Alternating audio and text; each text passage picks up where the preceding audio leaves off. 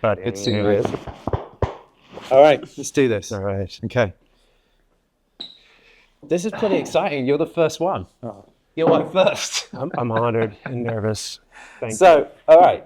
So, this is David. I'm going to give you a bit of a background on David before we go. So, today's guest is David. David has worked in visual merchandising and creative for over 20 years now, right? I've Googled your LinkedIn, so I know this is the truth. You've worked for a variety of powerhouse brands. Like you really have. Like Vans, Patagonia, Columbia, and we can kind of get into a lot of this as we kind of go through. But your current role is head of visual merchandising for North America for UGG and HOKA. Yes. And kind of before we kind of go into any of the content on this, I think it's super kind of impressive where Deckers are right now with HOKA and UGG. Like I was looking at the numbers, but you like last year for HOKA, you were 28% up on the previous year, and UGG, you were up 16% on the previous year. So these brands are flying. So it seems like a good place to be right now. It's a good place to be. I think I've, throughout my journey, have been grateful, lucky to be at the right places at the right time, at the brands that they've been in a positive journey. Yeah.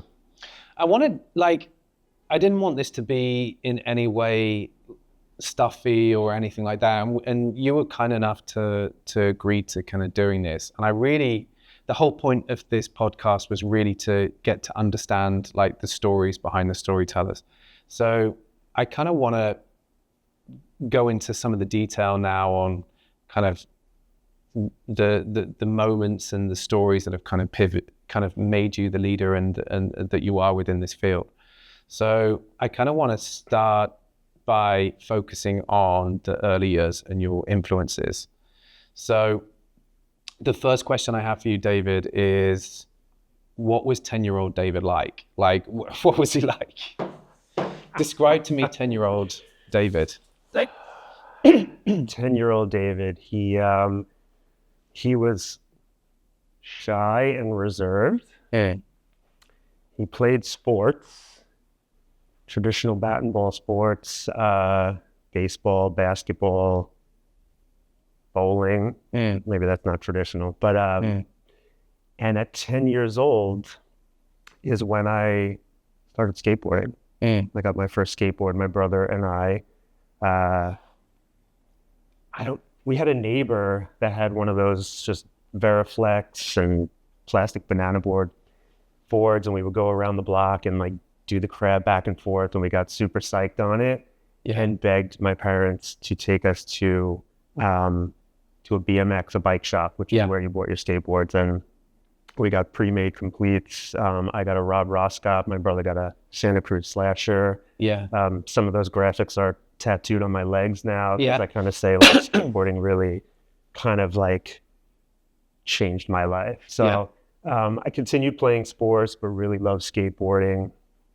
And that was 10-year-old David. I think I was just like quiet and shy. What did 10-year-old David kind of dream of being when he's, when you're that age and you have like nothing is off the table. There's you haven't put any limitations on your life. Like what did 10-year-old David want to grow up and be? A professional bowler.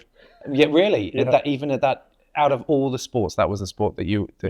But what was it about bowling? Because funnily enough, one of the things we were kind of discussing earlier was how, if you look at all of the things that inspired you in your childhood or you were really drawn to, there's always parallels with when you grow up to be the adult version of yourself. There is almost like a version of that in there somewhere. So I was giving the example of. I played a lot of team sports as well, like you, and individual sports. But I really excelled in sports, and I tended to be made the captain of teams. And I think I really enjoyed that leadership aspect, which then kind of manifested itself in my kind of like future career. But do you think there was anything from what was it about bowling? Were there any elements what was it about it you loved? I think it came natural to me, so it wasn't like a struggle. I think because bowling went through generations in my family as well. So I would go and watch my dad and my grandpa bowl on like a Wednesday night league when I was like 8 years old. Yeah. My mom would be like, yeah, you could stay out a little later to go watch them bowl. Yeah. And I think I looked up to that a little bit. And I just started excelling at it. And I don't know if it was the smells, the sounds. I would get to get Burger King after league every week. So I was like psyched on that. Yeah. But that's kind of like what I could think. It felt natural. What was interesting as I got a little bit older and started moving away from traditional sports and skateboarding more was in my high school, probably from like 14 to 17. It's like I became kind of like the oddball at the bowling alley. Yeah. I had like a big peroxided afro. I wore huge pants. Insert picture of David with peroxide afro. Yeah. 90s skateboarding is today's fashion. Yeah. That became like fun. I was literally like out here in the city at clubs coming home 6 a.m. and I'd have a tournament at like 11 the next day. And I was just like, still whatever. perform. And I would still like perform pretty well. But there's definitely a correlation between what you're telling me about you as that, like the sports influences that you had and the brands that you've been connected with. Like there is definitely feels like that. Do you think that was by chance, or there seems to be some kind of connection there for sure With skateboarding? Yeah. Oh, yeah. yes. Oh, absolutely. I mean, I would say, and this is kind of crazy because Vans. At a certain point, like Vans was kind of the pinnacle brand that I did want to work for, but it seemed so unattainable because it seemed like a California brand to me. Yeah. A few years ago, I was at my parents' house when I was still living on the West Coast, going through my yearly class photos. Yeah. And there I was sitting crisscross applesauce with a pair of skate highs on. And I don't even remember it, but I was probably 10, 11 years old. Yeah. And somehow, somewhere, I had asked my parents to get me those. Yeah. And, this like full circle thing. And it's crazy. Yeah. Yeah. In other conversations that I've had around this is we talked about like, I talked about how I put, when it came to me, the school version of me, like the primary school, high school version, when it comes to storytelling, I tended to consume a lot of the information. I tended to be good at the subjects where the curriculum was delivered in more of a storytelling way. So weirdly, one of my favorite subjects was history. Mm-hmm. But when it came to things like maths and subjects like that, I tended to struggle. So I think for me, storytelling has always been kind of central to how I've kind of consumed information. But I'm just interested, when you were that younger version of yourself, how did you consume information? How did that work for you? Magazine. Yeah. It was skateboard magazines, music magazines. I think that was like pretty much it. Like getting those subscriptions, waiting for that new issue to come in the mail, and then taking it and like meeting with your friends to like go through it and just get the super psyched on like what you're seeing in there, right? I think that was like at the time maybe one of the only ways to really consume. And what kind of stories were in these kind of magazines that really inspired? What were the things that you were consuming with your friends within these magazines that was like? I think it was like learning about the skaters, some of the trips that they were going on, which seemed exciting. There was a skate mag out then called Big Brother, which was just a wild mag, like the most amazing mag that your parents did not want you to have. And somehow there's a few things where I'm like, how did my parents let me have that or do that or read that? And Big Brother was like, I think for a lot of us in the skate world, one of the most influential skate mags. One of those skate mags that you collected, and it became a little bit of a story of your life in a way. Yeah. It was pretty awesome. I know they didn't have that in the UK. No? You're gonna have to bring one on one of our setups. We'll definitely have to look at that. Have you still got them? I don't actually. Yeah. No, I don't think I do. I purged a lot of stuff a long time ago, unfortunately. So just to kind of wrap up this idea of this conversation about your early years, were there any like friends or family that really kind of influenced you quite heavily then, in terms of, you talked about your grandfather and the bowling, and were there any other people from your like friends or family from your childhood years that really kind of influenced you to become the human that you are now? I think really, I always say this, like my grandma was my superhero. She went through everything you can imagine growing up in Czechoslovakia in the 40s. She was in the camps, out of the camp, in another camp. She went through the worst things you could ever think of.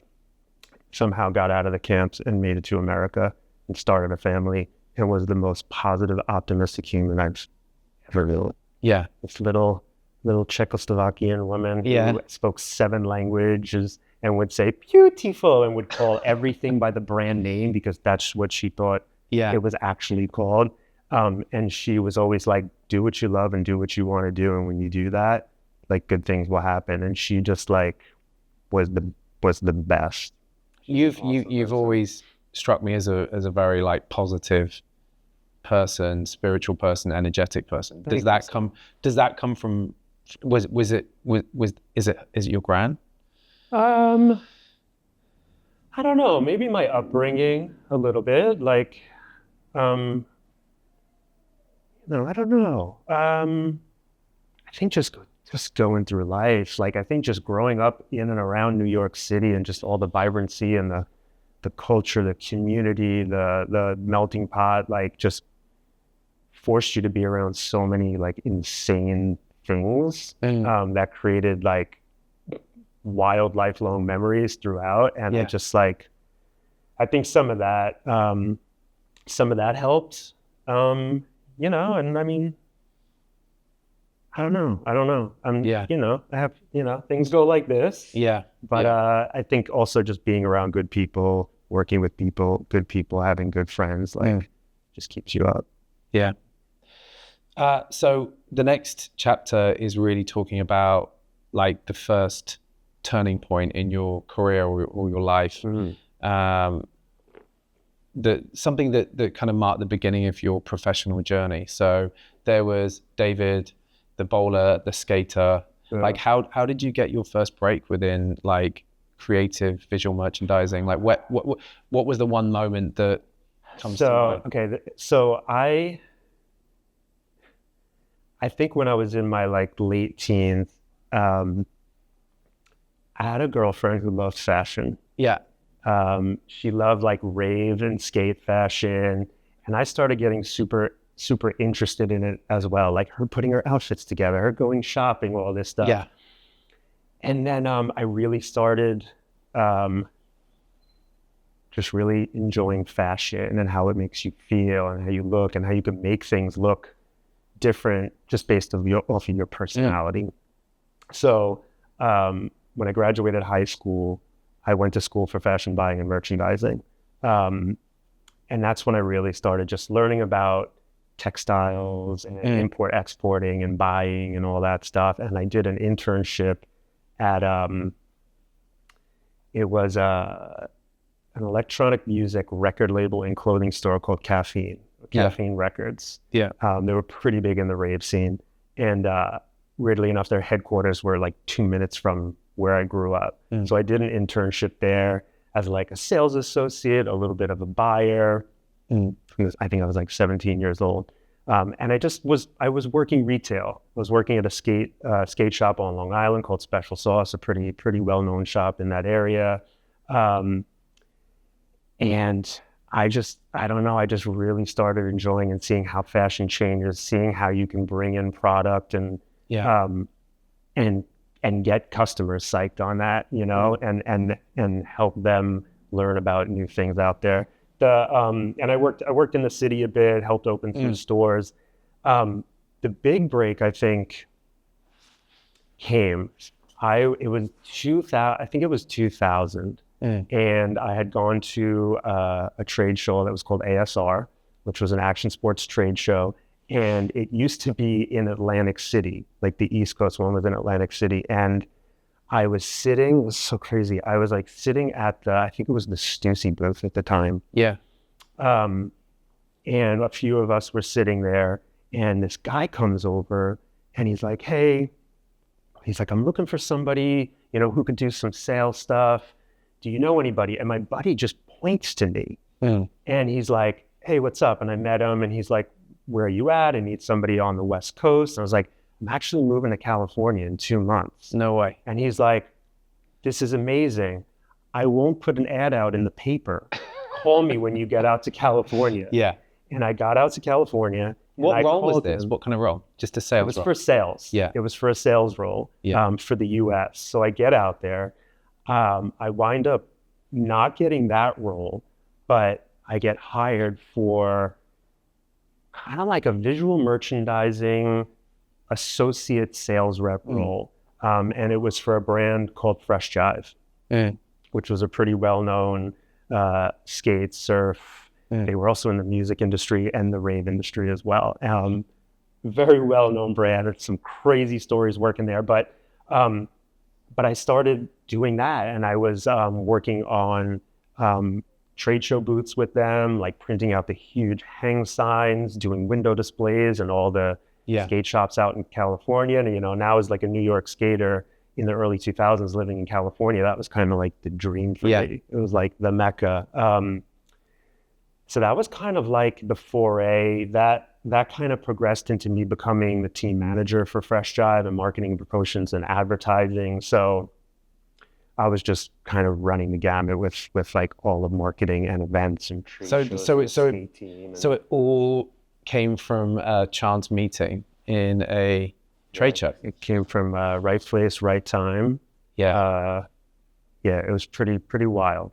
Wow. Yeah, and still. Out of interest, do you still keep in touch with that guy that gave you your first break? Still in casual, sporadic communication. Yeah. Obviously, Instagram keeps everybody close. But the people that I did work with at the brand still talk to. I mean, we're talking 24 years now, which we're all just like, holy cow, this is insane. And some of us have actually worked together at other brands like Vans. A few of us did. So yeah, that's insane. Yeah. I was so engrossed in that story, I haven't even been looking at the stuff I'm supposed to be reading.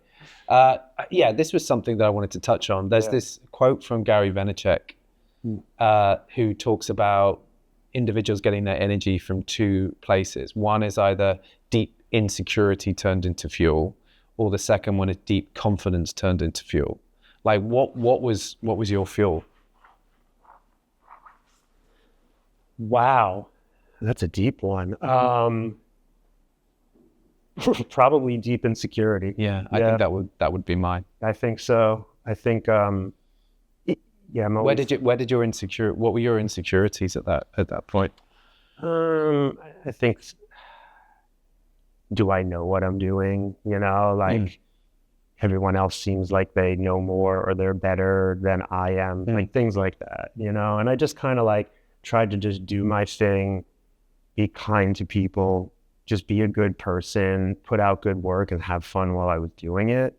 And that was the secret sauce. Try to help just do the same for others around me too. Like, I think also as I got older too, and that some like pivotal things have happened in my life, good and tragic. Like I really got to a point, starting a family, I really got to a point where I kind of like grounded myself a little bit and was just like, let's just work hard, have fun, and be kind to people, and like work and try to work well with others. And we talked about this chapter being about like first turning points, and I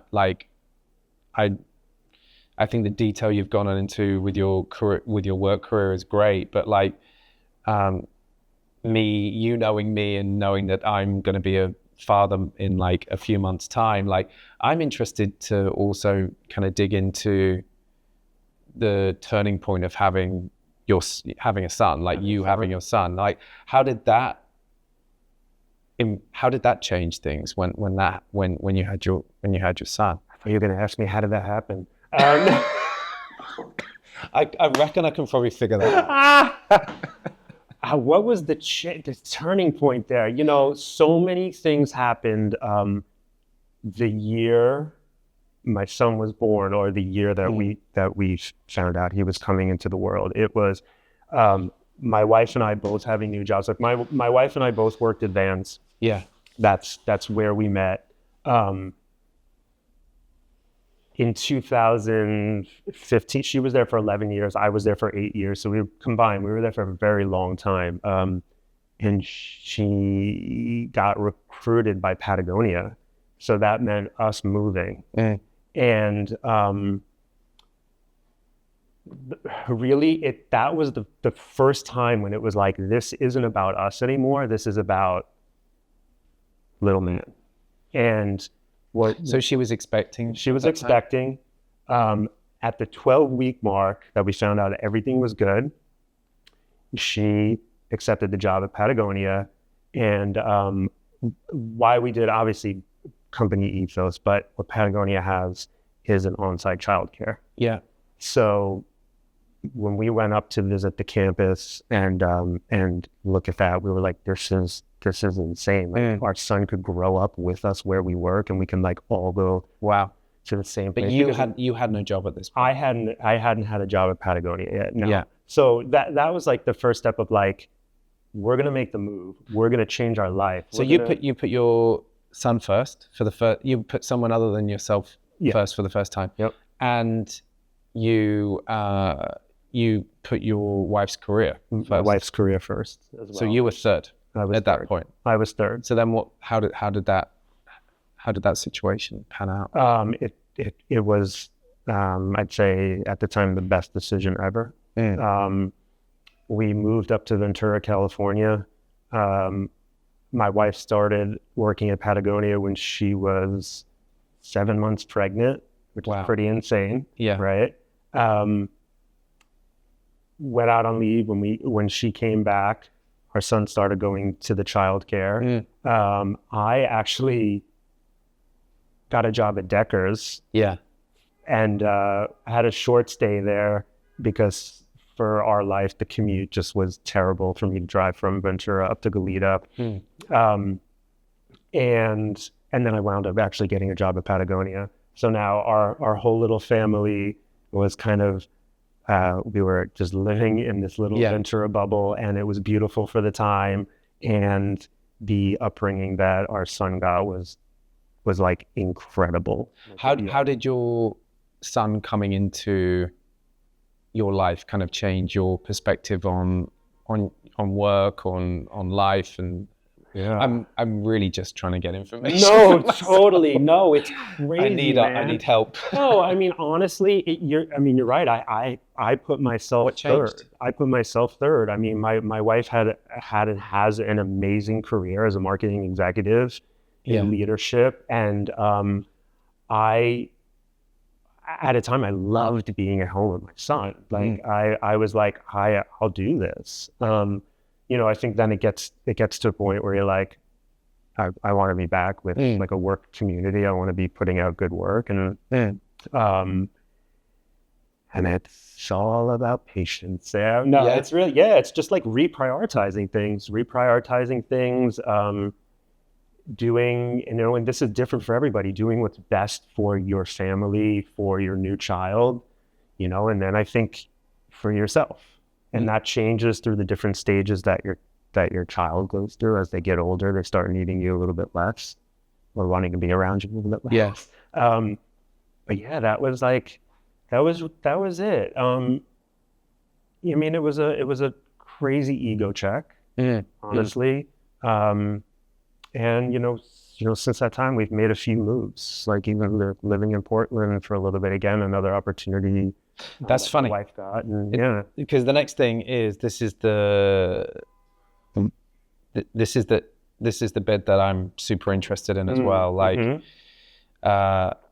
like with any life story, you have to have the you have to have the dark to have the light. Like you have to have it you have to have both. Otherwise you don't appreciate the good times. Totally. Like, what were the biggest like challenges or setbacks from let's start with the career side, but what were the moments where you really had to kind of take stock, and how did you deal with these challenges and setbacks? And just like I said, you've always seemed in the interactions that we've had, and we speak a lot, a very positive person in terms of your outlook on life. Like, I'm super interested to kind of understand more about that. Like, and just one thing I put this down here as a quote that is super relevant and resonates a lot with me is, darkness and challenge creates strength. Great strength creates great people. And I think that's really true. I want to know more about like a setback maybe that you've had, and how did you deal with it? I think, though the moves that we've made, like, I feel like maybe it's a generational thing, but where I grew up, like a lot of people stayed on Long Island, like, and you just kind of chill there. I mean, you had this city here at your disposal. It's amazing, but I never really thought I would like move around how I did. And I did it because of somebody that I met, fell in love with, and married, and had a family with. But the opportunities that she was being presented, that I was like, I support this. Let's do this, right? But it was, there were some dark years, like with like our move from Ventura to Portland was still during COVID. We were in Ventura for 6.5 years. And like I said, it was amazing. But once COVID came, the childcare shut down, all the amazing things that were there, probably for like a lot of us, kind of like just disappeared. Yeah. So during that time, again, my wife got an opportunity in a marketing leadership role in Portland. Ventura was starting to feel a little small for us. And I was like, I want Jonah, that's our son, to experience some more diversity, some more culture, something new. So I was like, I support this, let's do it. But what happened there was when I made the move, COVID, remote working for the brand kind of changed. And I had to part ways with Patagonia because they weren't allowing remote work anymore. And now I'm in Portland and I don't have a job. And it's a challenging city, I personally think, to break into. You have a few behemoth brands up there. And sometimes if you don't have the ins, it's just really challenging. So it was hard. I mean, along with, honestly, the climate up there. Oh, I don't have to tell you about the rain, but it was challenging. I was really at that point starting to miss foundation, friends, family, and like my New York people, like really big time. It's funny because like I honestly think that you need these. I really think you need these tough moments, and it really shapes you as an individual. But like, I was so arrogant in a way in my belief that, like, I came from a corporate background, and we've got like a complete emergency. We'll let him go. Assumed because I'd got to a certain point in my career that I had this mental strength. And when I left the corporate world and decided to go back to the UK, like, I had nothing lined up. Like, I didn't know what the next career moment would be. But I made that decision that I was going to go back. And that like 8 months, 9 months where I was trying to figure stuff out was the most difficult, like, mental period of my life. Like, I'd never had it before. And then I realized how that, like, arrogance that I was, that I was mentally strong, and that was the toughest point. Like, waking up, not being able to sleep at night because your head's racing all over the place. And I can't, like, that was me and my wife. You had to deal with that with a child. I can't even imagine how, like, mentally tough that must have been. It's rough. It's rough. I mean, you have to put it aside right? To be there for your son. But also we're kind of the family where we're good with showing vulnerability. Like, like we're not perfect. We do our wrongs, but this is where the darkness led to the light of us actually coming to New York, me back to New York, new for Jonah. My wife lived out here a while ago, but basically we were in Portland and the job situation was a toxic one for my wife. Yeah. And it actually forced you to, it didn't work out. Yeah. She parted ways with the company. And of course, this is how the universe works. The day that happened was the day that Columbia Sportswear was like, hey, David, we want to bring you on board to help with global visual merchandising. And I was like, seriously? Okay, cool. Awesome. So it was like a 6-month thing. So that day I said to my wife, I was like, I'm going to take this, but what do you think about moving back to New York? And again, back for me. And I was like, we'll have family, foundation, support. Jonah will have his grandparents in his life. We'll be closer to Germany, which is where my wife's family is. Yeah. And it was just like, she immediately was like, you gonna move to the city? And I was like, nah, I don't think I could do that. Yeah. And I was like, Long Island, we got to be close to my parents. And she was like, yes. So I start this new job. She now is like, in an interesting place. And then we start the process of like moving cross country. Don't you think it's so interesting though, that in the moments that you consider like, where everything's falling apart and the worst moments in your life, when you actually zoom out, you realize that they were the pivotal moments that needed to happen to put you on the right direction to get the life that you want. It's so weird. Crazy. It's so, I don't know how that the universe figures itself out to balance that way. But yeah, I'm trying to think, like when we started all of this, like, no, we didn't have jobs. Like, and I was like, who cares? Like, we're going to somewhere that I know, where my parents are. Worst comes to worst, we'll chill with them for a little bit, and we're going to figure it out in New York. Like, we have worked hard enough. Yeah. We have built enough of a network, careers, skill sets, knowledge to be able to come to New York and make it happen. And it's going to be 2 years next month that we're here. Yeah. And it did. Wow. It did all work out. And it was the best decision ever. In the most difficult circumstances. Yeah. But I don't know. I honestly think that the energy that you put out is the energy you get back, and the universe not necessarily giving you what you want, but what you need. And it's just so weird. There's so many stories that I hear that are so similar to yours, even like mine. Where when you finally zoom out from that timeline, you realize that these traumatic, tough times kind of needed to kind of unfold that way. It's impressive. So it's so true.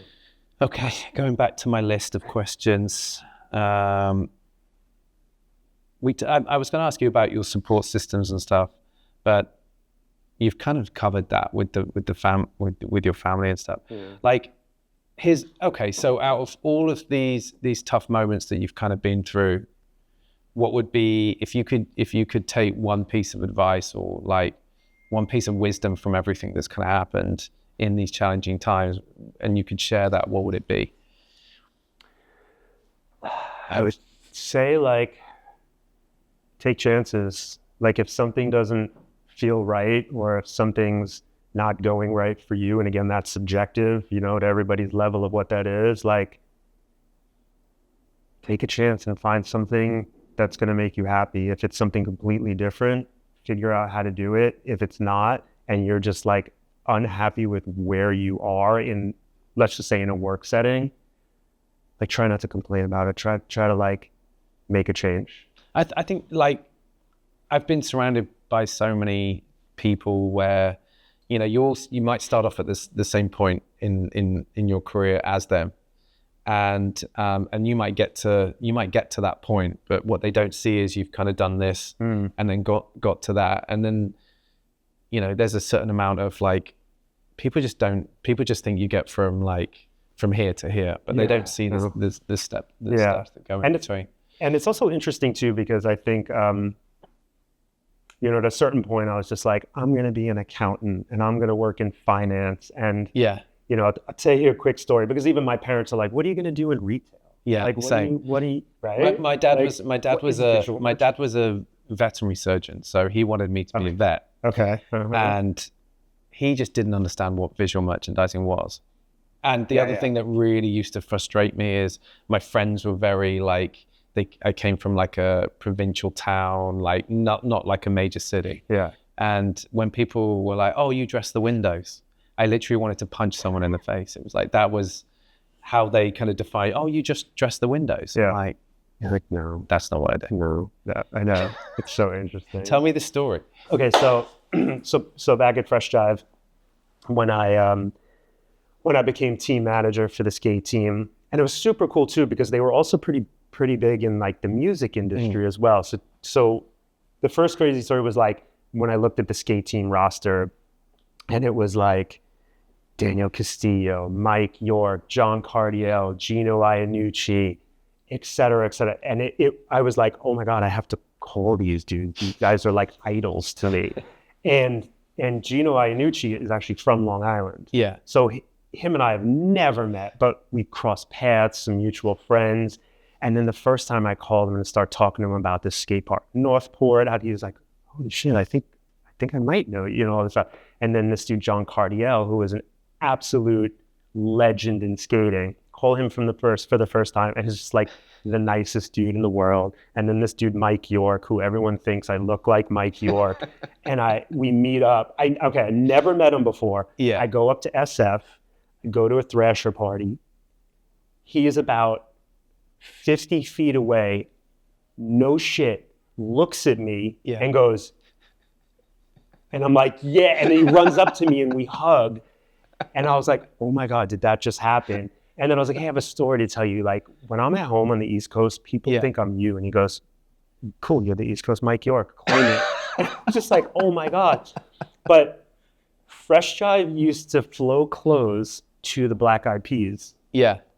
And their DJ. And it happened that their studio was like 10 minutes from where I lived. So I go into the studio and I meet will.i.am and Taboo and Apple D App, whatever the guy's name is.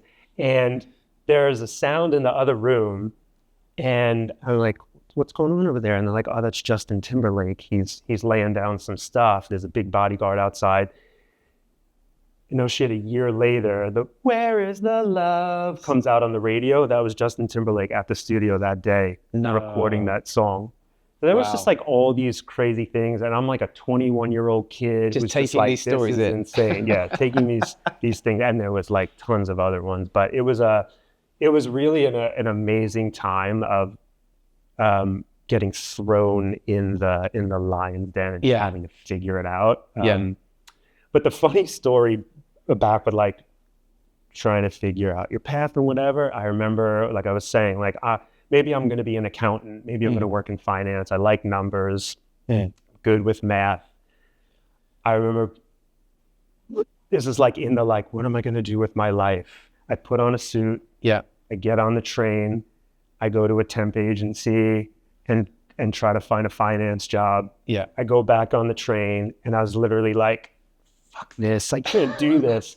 And I don't know, I feel like shortly after that thing started happening, like I said, I went, I have a degree in fashion buying and merchandising. I have another degree in business management and technologies. And, my dad always told me, like, get your degree because nobody can ever take that away from you. Yeah. They could take jobs away from you. You could take physical things away from you, but they can never take your degree away from you, and it will help you. And especially back then when there wasn't all these alternative channels to make money. That really resonated with me, actually, like him saying that, like, nobody can take that away from you. So do it and it'll be super important. But then it really was like, sometimes I even question myself, like, how the hell did you stay on this path? Like this path that just like, because of life situations. And it's weird because like even in creative professions, like you talked about that finance route, etc. Like these are routes that would have been extremely financially beneficial to stay on that route. Yeah. And that was even something that I remember my dad having the conversation with me. It was like, how much money are you going to be able to make in that profession? Like you chose a creative profession that, you know, it's very, very difficult to kind of get to that pinnacle level where you can actually make decent money. Yeah. Yeah. And you still did that. Yeah, I think I just kept focusing. Honestly, too, I think like at a point, completely reinventing myself just was scary to me. Even though it was like, I always wanted to be an entrepreneur. I always wanted to start something. Even working at the skate shop that I worked at, I treated it like I owned it. Yeah. Like I got hated on because I didn't let people steal grip tape and the extra shoelaces in the boxes, or like a shop deck when they weren't supposed to. Like I got hated on until some of these people actually opened their own businesses and saw what that did to their margins, especially on skateboard hard good margins that are like 34%. Yeah. And actually apologized to me. Like, I didn't even realize at the time. I didn't realize what it did. Now I did, and you did the right thing. But, you know, there was always a little bit of fear in me that was like, oh my God, open my own store, open my own thing. I don't know. And I just kind of stayed on this like visual merchandising marketing path. Yeah, but you know Rick Rubin, the music producer. And I remember like listening to something he was talking about. That book, Creative Act, is amazing. But he talks about everyone always assumes that you need to find your purpose within your work. But he also talks about how like it's just as important to as long as you find you could have found your purpose outside of work. That could be your family, that could be anything, but you just have to find your purpose. It doesn't matter where it lives. And I think that especially for me, getting to this point, you know, getting into my 40s, I always associated purpose with work. I didn't make that connection with my personal life. Yeah. But I think that goes back to like the growing and the priorities changing, whether it be family, whether it be certain situations and circumstances in your life. I feel again for me, like that's where that kind of like started changing and figuring out the balance a little bit better than like, I need to work 90 hours a week, stay on my computer and keep going and going and going. It was like, there's got to be a balance of all of this. Because kind of moving on to the next section, which is like talking about like the breakthrough moment, etc. But to me, it feels like you've kind of got it figured out, because in a way, like you're doing extremely well with your career, and it feels like you're very aligned in terms of your purpose in life and your family, and you clearly, you know, you clearly have your priorities set when it comes to like you said, you're almost like third within that priority list, but you've already achieved this you know, really, really incredible career. So an outsider looking in, it would seem like you've kind of got things figured out. It does. Thank you. No comment. Thank you. No, it doesn't seem like that all the time. But again, I when I do step back and take a breath, I feel very grateful and honestly lucky. That I've been at the places that I've been and at the times that I've been there. And a lot of them, you know, I know a lot of them are because of the decisions that I've made through the journey. And I know a lot of them have been right place, right time. But I think the combination of the two, the hard work, the making the right decisions when I thought I was making them, and just the combo of it all, that whole soup, the stew of it all, I think is what kind of like put me in some of those places and positions here. So moving on to the to Deckers really, and kind of where you are now. I'm really interested to kind of understand more about like your work life, personal life, behaviors and values. Like, how is that all kind of coming together right now for you? It's pretty good. It's pretty good. Actually, what's today's date? Is it the 3rd? So in 3 days, it'll be a year at Deckers. Yeah. It's been a whirlwind of a year. I think there's been so much that's been done in a year that I'm very proud of. Like how many? I know we've kind of spoken about this before, but when you think of how many stores do you reckon you've opened in the last 12 months with all of the refurbs and stuff? How many do you think you've done? For HOKA alone, I've been a part of. It was 7 stores in 7 months. Yeah. One flagship, 1 permanent, 5 short-term or new or remodeled stores. And it literally started like the first day I got the job. My boss was like, hey, we're going to open up a bunch of HOKA stores in a few months. Okay. And I was like, do we have like fixtures? And he's like, no. I'm like, do we have a design? He's like, no, we're still waiting for a playbook. I was like, is there a designer? Yeah. And he's like, no. And I was like, figure it out. Okay. And I was like, okay. So I just started making some phone calls. I got a designer on board that I worked with, and blah, blah, blah. And we made it come to life. And as crazy as it was, I love opening up retail stores. So after everyone, it was just like, hell yeah, hell yeah, hell yeah. Yeah. And then just like compiling them and looking at them, it's like, that's when like the highs get high. Yeah. And it's just like, it's such a rad feeling to be able to be a part of helping to grow the brand in this region. But that wouldn't have been possible if it hadn't been for all of the connections you'd probably made in your career up until that point. No, I gotta say, I don't like to brag or try to brag, but what I'm honestly really proud of is like, yes, that all of the past of what I've done kind of came together for me to be able to jump right on board. Yeah. Like literally after the first week, and then get it going for the brand and like getting all the pieces and the parts in place and bringing them to life. Yeah. What are the other things that you really love about the aspects of your job? What are the bits? And do any of those kind of relate to the things that you were kind of really passionate about as a child? Do you think there's any connection there?